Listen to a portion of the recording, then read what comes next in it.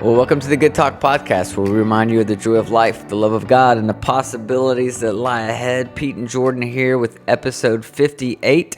Will Smith, Brian Houston, and why we are fascinated with the fall. Oh my goodness, we're getting into it today. That was very juicy title there, Pete Wilson. I cannot help but have the conversation we're about to have today. I know, and I could jump into it right this second. Because it's the only conversation you and I have had over the past 24 hours. I know. It's been all consuming. It's all I'm looking at. You know what? I'm not even going to go there. Okay, we'll get there. Let's start with our weekend. Wait. Yes, the weekend was awesome. We had a great weekend. We had the boys, all the boys, because Jet came home from college, which was fun. He hadn't been home from college, but maybe twice since Christmas. Well, I think was once. That the site once? Yeah. So I mean, I've been down there, but as far as him being up here, yeah. Yeah. So it's so good, so good. I love it when he's home. Yep. Engage your middle son, who's a junior in high school. I guess now, guys, prom, asking girls to prom is a big thing. It's a huge, these big prom proposals. It's like a event. It's called a promposal. Literally, it is a thing, and it is I don't know. When I was in high school, it was just hey, we want to go to prom, and it might have been over text or the phone if you were lucky. He invested more in his prom proposal than I invested into all of prom. Yeah, probably true. No, it is true. I promise you. Yeah. He did a really cute way of asking. He wanted to go to our farm and use some animals, goats, ducks, baby ducks, which we now have two of that I think we just found a home for. But it was so much fun because he just had a blast brainstorming it. I was up late on Friday making the signs for him, and then we actually went up to the farm for him and set it all up minutes before they got there. And we actually were there when they got there, and then we were not supposed to be, so we ran and hid. Anyway, it was really fun. I think he had a good time, and she said yes to his promposal. Yes, yep. So that was fun. Thank goodness after all that. I know. I think you have to. I think I need a pre-commitment. If I do something, are you going to say yes? Oh my god! Before I went into all that. Hey, that's part of it. That's the risk. You think social media has contributed to it growing into this big prom proposal? I'm sure. Yeah, I'm sure. Because now you have a place to share it. Yeah, a picture that's look at how I asked. I'm sure. And I think that's probably true with even actual marriage proposals. Everything's just gotten crazier. Yeah, but so that was really fun. Yeah, it was a blast. And then that led up to, by the end of the weekend, we were exhausted because we had done a lot over the weekend with them. And we sit down to just chill and watch the Oscars. Yeah. Which we're not award show people. No, we're not award show people. Every one or two a year at the most. And even then, it's usually skipping around or we're walking in or out. But we actually sat down. We're oh, this is kind of after COVID and it being weird the past couple of years. It felt good to sit there and watch it. Yeah. And then all hell broke loose. It was nuts. It was very normal until that one moment. And all of you know what we're talking about when Chris Rock was up to, I guess he was giving an award, right? I know he was he was getting ready to give a reward, but an award. Took a couple jabs. Yeah, he did his normal, any comedian does, where you kind of have you roast the celebrities that are in the audience. But many would argue that his roast went too far. Right. It was I think a tasteless joke, in my personal opinion. I know, there's probably a lot behind that joke. Maybe he didn't even write that joke. But anyway, he said a joke that was kind of insinuating a comment that was about Will Smith's wife's disease, which is alopecia, which makes your hair fall out, which is horrible. And I cannot imagine what that feels like as a woman. But Will Smith stood up, walked towards Chris Rock after his comment and slapped him across the face, proceeded to walk back off stage. What? Sit down. But at this point, we thought it was a joke. I think everyone thought it was fake, it was staged or something. I didn't think it was. I had a pit in my stomach immediately, something really bad just happened. Once ABC muted it and you could see Will Smith's saying something to Chris Rock that we could not hear, it was very clear that he was super heated. We've talked a lot on this podcast about how anti conflict I am. So you can imagine that was like, oh my gosh, the joke made me uncomfortable. Then what Will did made me really uncomfortable. And like, so we don't need to spend a lot of time on the facts of this because you guys have all seen it 1,000 times. But at the same time, too, there's this other pretty big controversy going on with Brian Houston, who, and a lot of you that listen to this podcast won't even know who Brian Houston is, but he's a pastor of what is probably one of the, if not the largest church in the world, with 30 locations around the world. Mm-hmm. And I don't even want to get into that because I haven't seen but a couple things, but I know a lot of people have been talking about it, and apparently a documentary came out. I haven't even seen the documentary yet. Yeah. So let's be honest on the front end and say there's probably not a whole lot that we're going to add to this conversation about those particular two incidents, other than the fact that lots of people are talking about Will Smith, Brian Houston, public failure, and it's nothing like it happens all the time, right? I mean, what? Like, again, the only person that was happy Sunday night with the huge mistake Will Smith made was Brian Houston, because he was like, "Great, somebody," because they're gonna listen. Media is going to harp on you until there's somebody new to harp on, and so that was the best thing it probably could have had because it buried his story. But either way, like, these stories come out all the time, and I just wanted to have a conversation around. Why is it that we're so fascinated when people that we look up to or that are famous or talked about have some kind of big public failure, and then why is it that we act surprised? I am not one bit surprised that now it shocked me, but I'm not surprised that Will Smith just had a moment where he lost it. Like, in an extremely inappropriate way, he just lost it. And I'm not surprised by that because he's a human being. And Brian Houston, if any of the accusations are true, I'm not surprised. And somebody said, well, how could you not be surprised? He's a pastor of the largest church in the world. I'm not surprised because, yes, he is the pastor of the largest church in the world, but he's also a human being, just like Will Smith is a human being. And somehow people who have accomplished big things, we make this assumption that they're not human. Yeah. That they won't make the mistakes that everybody else makes. They won't fall into the traps that everybody else falls into. But they do. And when they do, it's just a lot more public than it is for everybody else. And the phrase that I keep, and I'm going to shut up after this. Sorry, I'm on the soapbox. But the phrase I keep going back to is this idea: failure is inevitable, growth is optional. And this is where I want to turn the corner, because this is not about Will Smith and it's not about Brian Houston. Again, there's very little you and I can add to that because we don't have first-hand account of any of it. And yes, I could get on the internet and look up 1,000 stories. I don't trust any of them. I just don't. Every piece of media, every network, every gossip magazine, every blog article, every hate blog that's out there in every genre, whether it's about movie stars or about pastors, they all have an agenda. Mm-hmm. So if I don't have firsthand knowledge, I'm not leaning into it real hard. So I don't want to sit here and try to roll out the facts on either one of those two events. What I know is failure for those two individuals was inevitable. Whether it happened in the way that it did, who knows? That's probably optional. But failure at some point in their lives was inevitable. This wasn't the first time they failed. This is probably the most public failure for both of them. Failure is inevitable. Mm-hmm. What's optional is growth. And do I take this moment where I've been exposed? Do I take this moment where I've failed publicly, and do I turn it around and say, I'm going to grow from this, I'm going to learn from this, I'm going to allow this to close the gap between who I am today and who I really want to be? Yeah. And that's what I hope for both those people. And that's what I hope for me. It's what I hope for you, Jordyn. It's what I hope for every single person listening to this podcast. Yeah.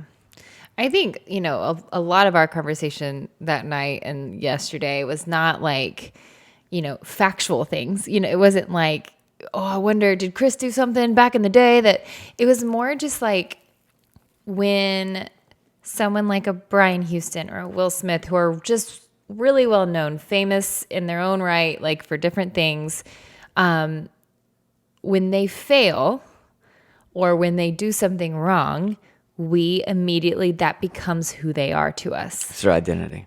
it's like, why and why, again, not defending Will Smith at all, not defending anybody here, but I do think there's got to be a little bit of a perspective shift sometimes in our lives when people fail, that it's not who they are. It's not the defining moment of their life that then dictates how we perceive their past accomplishments, their present, and their potential for the future. And so I look at, Will Smith and I think, man, yeah, that was really not a good move. Really not a good move. But I also don't want to, for the rest of his existence, think of Will Smith as being a violent, poor character, poor judgment type of person. Listen, absolutely. And I promise you right now, there are people who are like, I'm never going to watch another Will Smith movie again in my life. There are churches right now who have already made the decision that they're never going to sing another Hillsong worship song in their church. Hillsong is the church that Brian Houston pastored, because of this accusation and, this crisis or whatever you want to call it. Like, we tend to want to define somebody by their absolute worst moment. And I think that's sad. So I want to turn this away from those two guys a little bit and just say, hey, when things like this happen, like, I think there's a couple things we all need to remember about how we process stuff like this. And the first thing I would say is you got to remember that everyone's story is so unique. We can never really fully understand somebody's circumstance, nor can you predict how we would react if we had to walk in their shoes. And so everyone has fears, everyone has hesitation, everyone has baggage that are always not apparent. So when we judge, we're only looking at that part of someone that is visible to us. That's it. And their actions, their behavior, their personality might make more sense to us if we knew what was going on underneath. Yep. Yeah, I think, Pete, you and I talked about this morning. We saw a interview, and again, not trying to bring it back to Will Smith and Brian Houston every time, but just for an example, like, I forget what the interview was. It might have been last year. He was talking about how his dad was That's when his book came out. Yeah, his dad was very abusive to his mother, and so he saw that his whole life, and he felt like a coward for the majority of his childhood because he didn't stand up for his mom. And so, again, please hear us. We are not defending the fact that Will Smith hit Chris Rock. But what I am saying is there are stories that we don't know. There's trauma that we don't know. There's baggage that we don't know. For all we know, Will Smith had a really bad day amidst what was supposed to be a great day. Maybe, his wife, Jada Pinkett Smith? Whatever. Jada had a really hard time getting ready for the Oscars because she wished she had hair. And he's sitting there and he made a really bad move. But there's the trauma of his childhood. There's him sitting in a room with Jada crying. You don't know. You just don't know. And his past abuse from the situation you grew up in doesn't validate what he did, but it helps you make a little more sense out of it. And so I just think before we judge people or we even weigh in, we need to seek to understand. And it's nearly impossible. I've talked about this before. It's really, really hard to hate somebody or to judge someone whose story you know. Because what happens in that moment is you begin to understand their humanity. You understand their brokenness. You understand their hurt spots. And then the stuff that they do starts to make a little more sense. People do bad things, and we shouldn't just excuse it by saying, oh, he's just having a bad day. However, I think it's also extremely short-sighted to judge someone based solely on the worst moment of their lives. Yeah, people jump in like, oh, just bad character. He's bad. I didn't know they were bad. I didn't know she was bad. I didn't know. And now we know, and they showed their true colors in the end. Yep.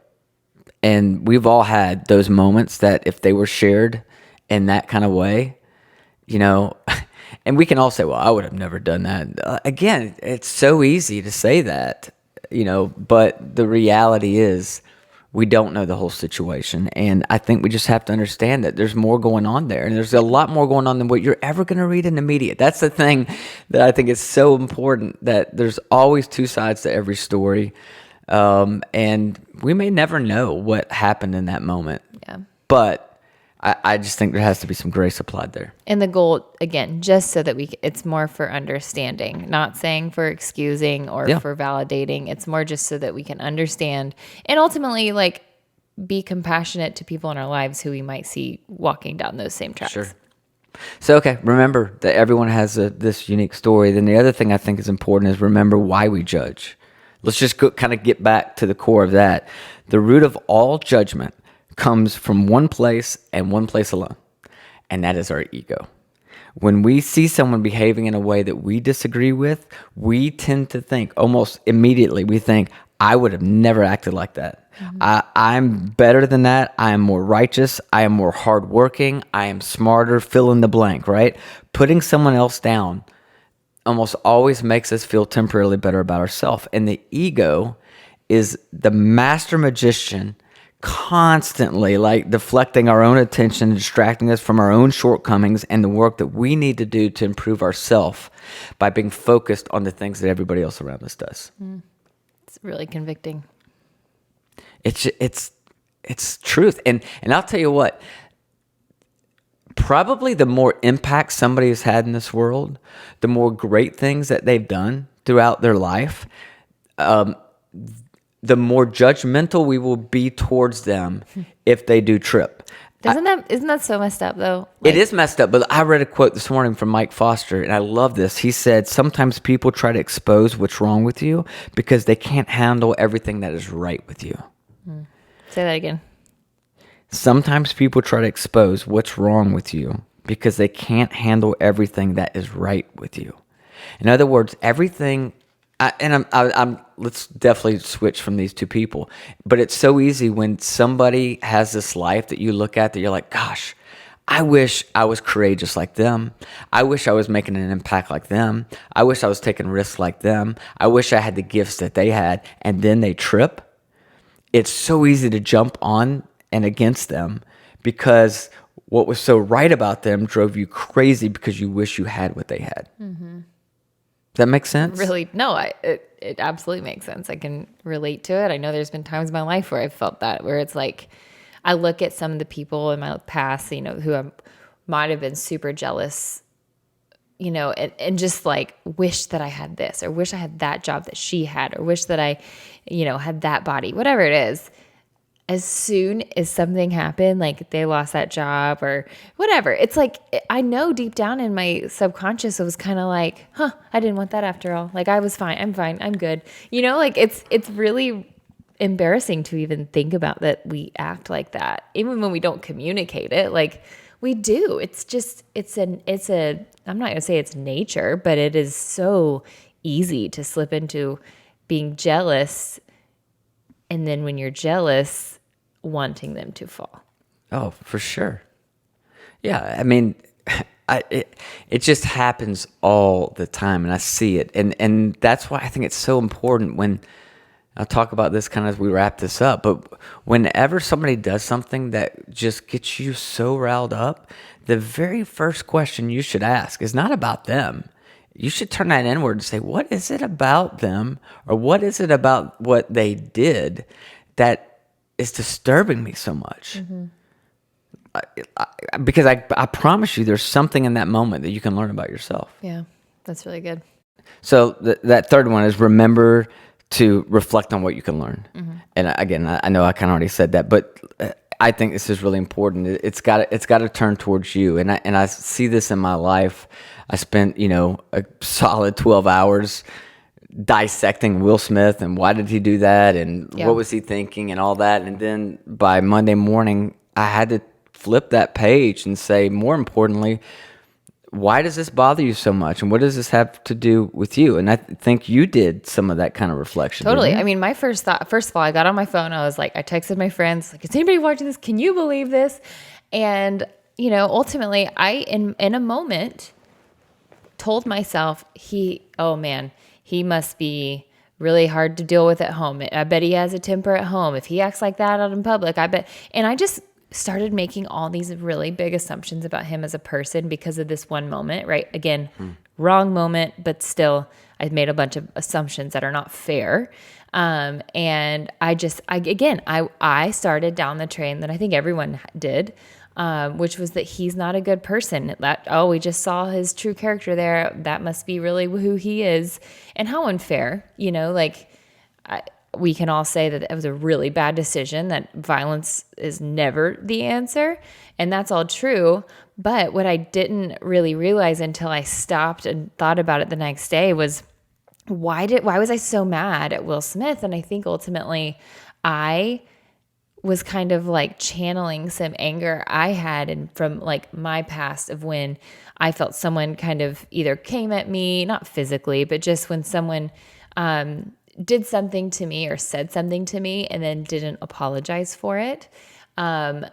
Because during the show, Will did not apologize to Chris Rock. Later, he did come out with a public apology, but he had an opportunity to apologize. And I think it just brought back a lot of anger and emotion from when in my life I felt like someone had done me wrong and didn't apologize and didn't have the awareness to understand their impact on, my heart or my life by, something they said.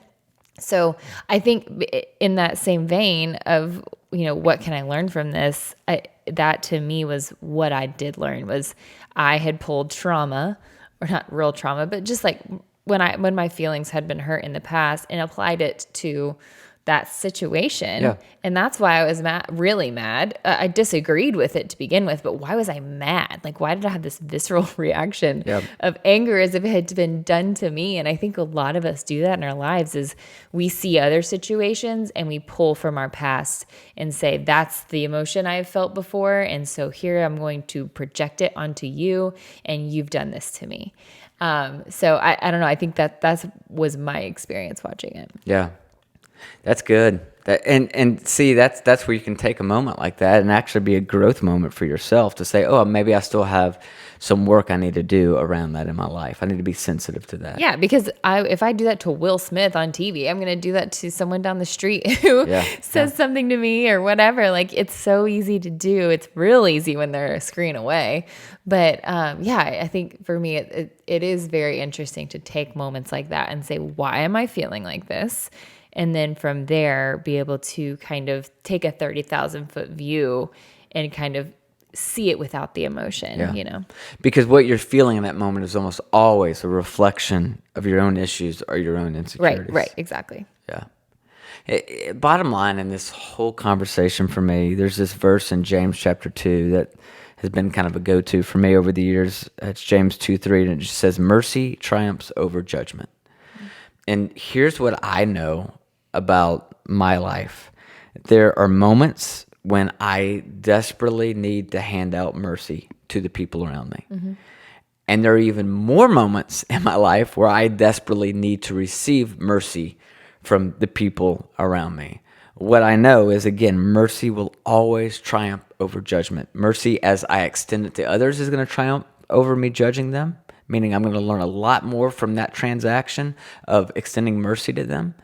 And at the same time, I also know in my own life, there's going to be so much more growth when people extend me mercy instead of extending me judgment. Yeah. Like, again, whether it's Brian Houston or Will Smith or whomever, like, everyone needs people in their lives that hold them accountable to things that they do, wrongdoings. He's going to have a lot of hard conversations with people over the next few days. He probably already has. But then the people that will change those lives, so the people coming into Will Smith's life, the people coming into Brian Houston's life that are showing love and grace and mercy, those are the people that walk alongside and serve as this catalyst to healing and growth. If you are just pooping on people, it is so hard for them to grow. It is so hard for them to grow because they're sitting there shame-filled. I don't think you can grow in shame. I think you have to be beyond that to grow. It almost always makes you double down. Right. You hide, you feel shame, you're awful, I'm terrible, I could never come out of this. And again, we're not talking just about Will Smith here. Think about anybody in your life. But when we shame them, are you kidding me? Like, if you're given the option of shaming them, which is just a natural thing, you're never going to choose, I'm going to shame them today. It's just your actions towards somebody. Or walking alongside them with love and grace that's going to be what takes them to the next level of growth and healing. And that's why I've always said love changes the world. It does, because it's the thing that helps people come out of the shell of shame and grow into what they can be. And so, I don't know, that's why I feel so adamant about this in my life in general, beyond this episode, about love, because it sounds so like hippy dippy, honestly, to be like, oh, love changes the world, but it does.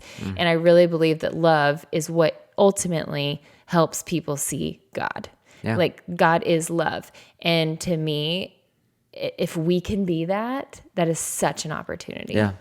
Sorry, I just jumped on a horse. No, it's good. It's even hit me right now in this moment, this idea of mercy. It's like I want to throw mercy around like confetti. I really do. I want to have it in my pocket, handing it out left and right. Yeah. Like, here's some mercy for Like, you. It's some mercy for want people you. to come And into your life.